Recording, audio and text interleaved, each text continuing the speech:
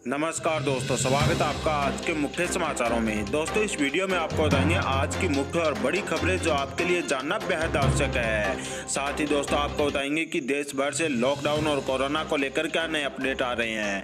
जी हां दोस्तों, आज की पहली बड़ी खबर आ रही है संशोधित नागरिकता कानून को लेकर। नागरिकता संशोधन कानून के खिलाफ नई याचिकाओं पर सुप्रीम कोर्ट ने केंद्र सरकार को जारी किया नोटिस। संशोधित नागरिकता कानून को रद्द करने की प्रक्रिया हुई तेज है। अगली बड़ी खबर के अंदर आपको बताएंगे कि ईद पर नए मस्जिद में नमाज पढ़ी जाएगी, नए लोग गले मिलेंगे और नए ही किसी के घर जाएंगे, बड़ा आदेश हुआ। जी हां दोस्तों, वहीं पर अगली बड़ी खबर के अंदर आपको बताएंगे कि विपक्ष की बैठक के अंदर कांग्रेस प्रमुख सोनिया गांधी बोली कि प्रधानमंत्री का आर्थिक पैकेज देश के साथ क्रूर मजाक है, देश के गरीब मजदूर किसानों के साथ मोदी ने किया है धोखा। अगली बड़ी खबर के अंदर आपको बताएंगे कि मध्य प्रदेश में बहुजन समाज पार्टी के चुनाव लड़ने के ऐलान से कांग्रेस की मुश्किलें बढ़ी। बहुजन समाज पार्टी ने कहा कि कांग्रेस पार्टी के खिलाफ हम लड़ेंगे चुनाव। जी हां दोस्तों, एक एक करके आपको सभी खबरें विस्तार से बताएंगे। उससे पहले दोस्तों, अगर आप देश के अंदर निष्पक्ष पत्रकारिता का समर्थन करते हो तो इस वीडियो को लाइक करें और लाल बटन दबाकर चैनल को सब्सक्राइब कर लें, जिससे कि देश के अंदर हमारे जैसे पत्रकार जो निष्पक्ष पत्रकारिता करते हैं उनका मनोबल बढ़े और वो देश के अंदर ज्यादा से ज्यादा निष्पक्ष पत्रकारिता करके देश की गरीब जनता, किसान, मजदूर, छात्र, बेरोजगारों के हितों की आवाज उठा सके।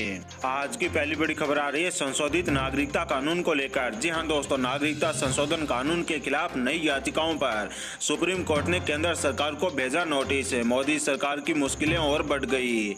जी हां दोस्तों, आपको बता दें कि उच्चतम न्यायालय ने नागरिकता संशोधन कानून यानी सीएए की संवैधानिक वैधता को चुनौती देने वाली एक नई याचिकाओं के ऊपर बुधवार को केंद्र सरकार को नोटिस जारी किया है और इन्हें पहले से ही लंबित याचिकाओं के साथ संलग्न किया गया है।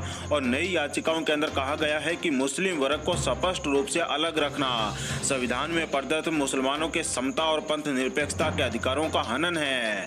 प्रधान न्यायाधीश S A Bobde, justice S A Bopanna और जस्टिस ऋषिकेश राय की पीठ ने वीडियो कॉन्फ्रेंसिंग के माध्यम से इस मामले की सुनवाई करते हुए नोटिस जारी किए हैं। पीठ ने इसी मुद्दे पर पहले से ही लंबित याचिकाओं के साथ इन याचिकाओं को संलग्न करने का आदेश दिया है और ये याचिकाएं तमिलनाडु तौहीद जमात, इसके अलावा all Assam law student union, Muslim student federation और सचिन यादव के द्वारा दायर की गई थी।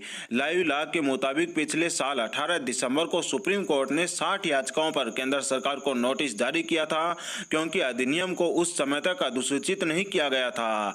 इसलिए याचिकाकर्ताओं ने सटे के लिए दबाव नहीं डाला था और बाद में इस अधिनियम को 10 जनवरी को अधिसूचना के द्वारा लागू कर दिया गया था।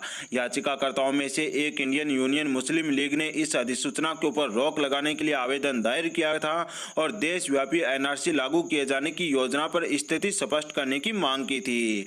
आपको बता दें दोस्तों कि उसके बाद बीते मार्च महीने के अंदर केंद्र सरकार ने सुप्रीम कोर्ट के अंदर हलफनामा दायर करके दावा किया था कि नागरिकता संशोधन कानून 2019 संविधान में प्रदत्त किसी भी मौलिक अधिकार का हनन नहीं करता है। आपको बता दें दोस्तों कि देश भर के अंदर संशोधित नागरिकता कानून को लेकर भारी विरोध प्रदर्शन देखने को मिले थे, जो देश के अंदर कोरोना महामारी के कारण लगे लॉकडाउन से पहले तक चल रहे थे।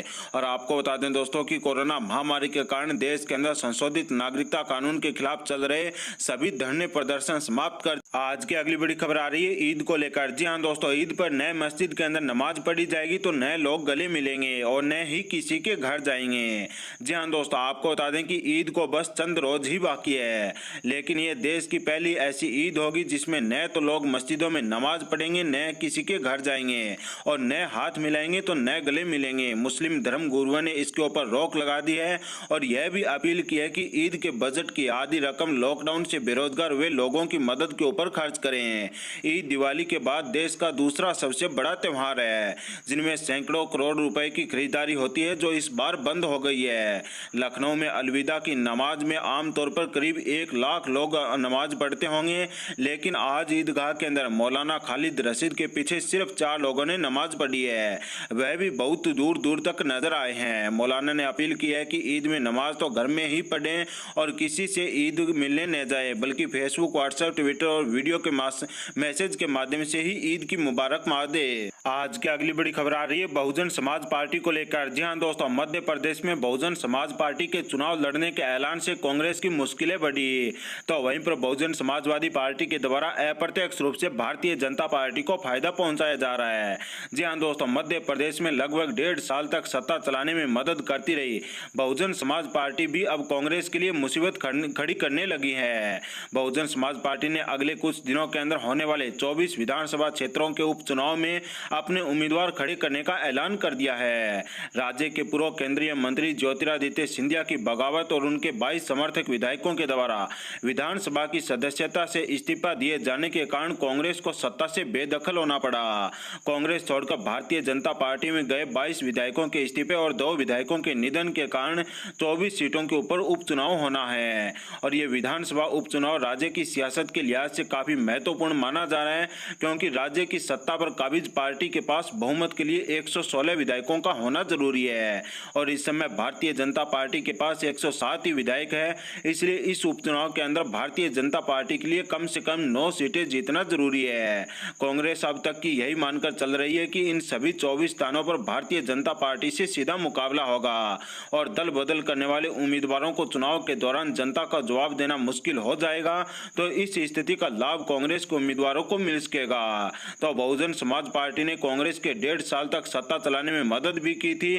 तो इसी बीच बहुजन समाजवादी पार्टी के प्रमुख मायावती ने सभी 24 स्थानों पर उम्मीदवार उतारने का फैसला करके कांग्रेस की मुश्किलें और बढ़ा दी है। और इस फैसले के बाद बहुजन समाजवादी पार्टी और उनकी प्रमुख मायावती अप्रत्यक्ष रूप से भारतीय जनता पार्टी को फायदा पहुंचा रहे हैं, क्योंकि अगर बहुजन समाजवादी पार्टी यहां पर चुनाव नहीं लड़ती तो यहां पर बहुजन वोटरों के जो वोट है वो सीधे सीधे दलित वोटर के वोट कांग्रेस पार्टी को जाते हैं, परंतु अब ये वोट काटने का काम कर रही है, जिससे सीधे सीधे तौर पर भारतीय जनता पार्टी की जीत होती पड़ती है।